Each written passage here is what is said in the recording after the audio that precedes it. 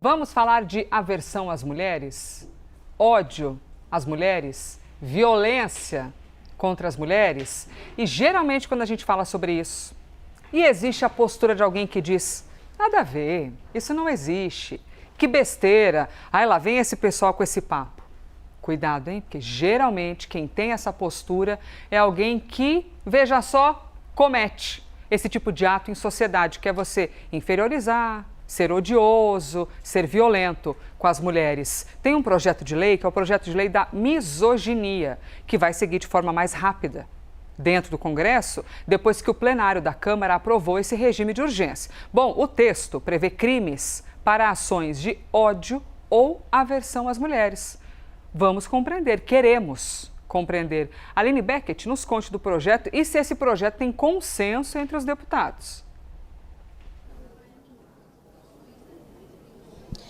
Oi, Elisa, muito obrigada. Bom dia a você e a todos que nos acompanham aqui no live. Pois bem, a urgência desse projeto de lei foi aprovada ontem pelo plenário daqui da Câmara dos Deputados, mas isso ainda não tem uma previsão de que ele vá, de fato, ao plenário a ser analisado nesses próximos dias por falta de consenso entre os parlamentares. Esse texto ainda divide as opiniões entre os parlamentares, né? Apesar dessa possibilidade agora dele ser levado direto para análise no plenário, e não precisar passar pelas comissões temáticas aqui da Câmara dos Deputados, ele ainda não tem um certo consenso ali fechado entre os líderes e as bancadas. Esse texto é prioritário para o presidente da Câmara, Hugo Motta, ele quer aprovar antes do recesso parlamentar, mas a principal polêmica aqui na Câmara dos Deputados foi uma questão levantada pela bancada cristã em relação à liberdade religiosa e à liberdade de expressão, né? No caso, eles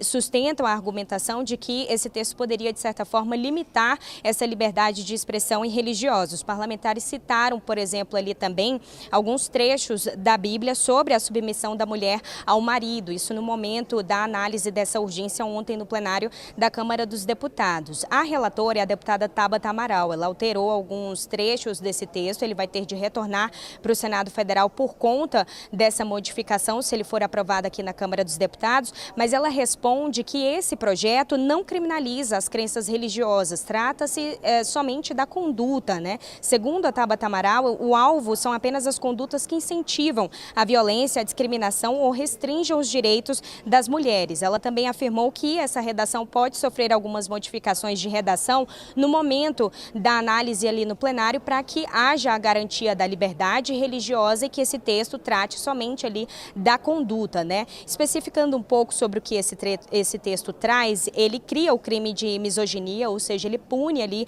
os atos que são motivados pelo fato da vítima ser mulher, e aí a misoginia passa a ser definida como prática, indução ou incitação de violência, restritos ao pleno exercício de direitos ou ofensa à dignidade da mulher em razão da condição de mulher. Ele equipara ali a lei do racismo em relação aos crimes previstos na lei do racismo, prevê uma reclusão de 2 a 5 anos e essa pena pode dobrar em casos de violência doméstica e familiar. Rapidamente, só para finalizar, conversando com algumas lideranças hoje da direita em específico, me disseram que não tem texto ainda para que esse texto seja levado ao plenário na próxima semana, não há consenso fechado, não tem uma pacificação em relação a esse tema com a bancada evangélica. Os aliados do presidente Hugo Motta evitam dar uma data de votação, apenas a previsão até antes do recesso parlamentar. Eles afirmam que a deputada tem tentado consolidar ali o consenso com as bancadas, com os líderes partidários. Já a esquerda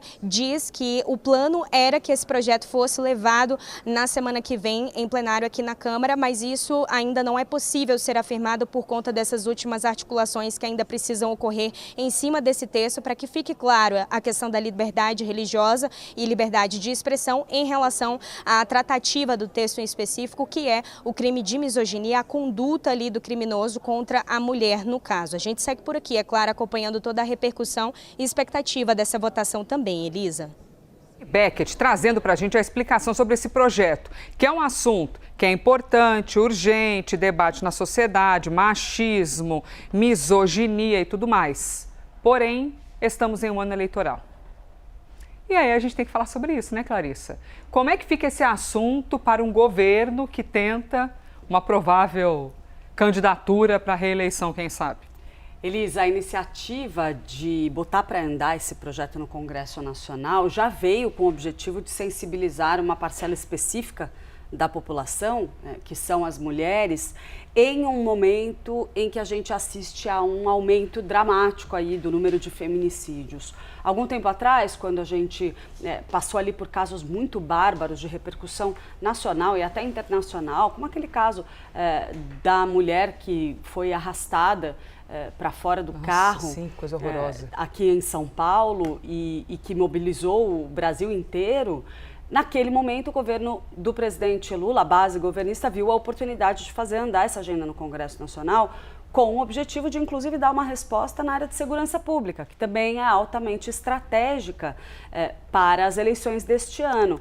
O que aconteceu? De um tempo para cá, esse debate arrefeceu um pouco, a gente saiu daquele fervilhão todo, teve resistência no Congresso Nacional a essa proposta vinda de vários setores ali, principalmente mais à direita. A gente tem também setores da bancada evangélica se posicionando ali de maneira muito preocupada com alguns pontos que eles entendem que violaria pontos da Bíblia, como a submissão da mulher e assim por diante.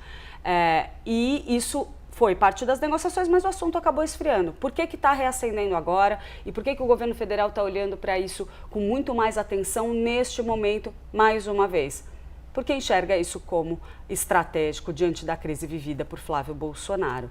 A ideia, segundo me dizem algumas pessoas próximas do presidente Lula, é naturalmente aproveitar esse debate para trazer essa pauta para perto de Lula, que ele consiga encampar esse projeto. A gente tem Tabata Amaral na relatoria, uma aliada histórica ali do governo petista, também apoiadora do presidente Lula, para fazer frente a Flávio Bolsonaro, que ele próprio já manifestou resistências a essa proposta em debates anteriores. E por quê? Porque ele está no meio de uma crise com a ex-primeira-dama Michele Bolsonaro. Então a gente tem bate-boca público. Bate-boca público não, né? Mas da parte dela, né? Porque a exposição do desconforto, o público tá calminho.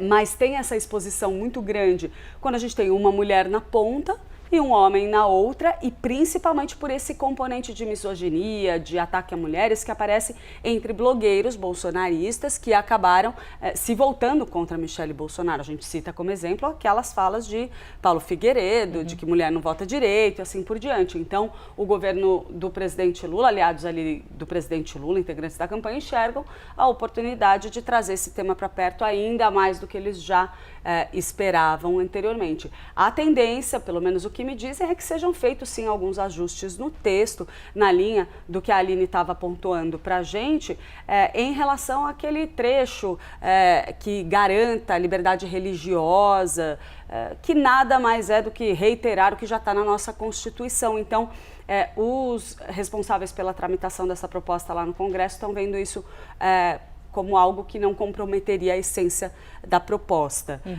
E tem uma ideia, claro, de contar com alguns agentes importantes, como, por exemplo, o presidente da Câmara, Hugo Mota, que tem contribuído com algumas agendas estratégicas do governo federal na casa, porque está de olho na sua própria reeleição ali, recondução como presidente da casa. Já tinha contribuído no assunto da escala 6x1 também, né? Postura ali, inclusive, diferente do Senado Federal. Enfim, andanças da República em cima de um assunto que é importante, que é necessário. Mas aí tem as roupagens eleitorais, os interesses, e aí, gente, desse jeitinho que a banda toca. Clarice Oliveira, obrigada por vir nos explicar a banda, os tons dessa banda, o jeito que a banda toca.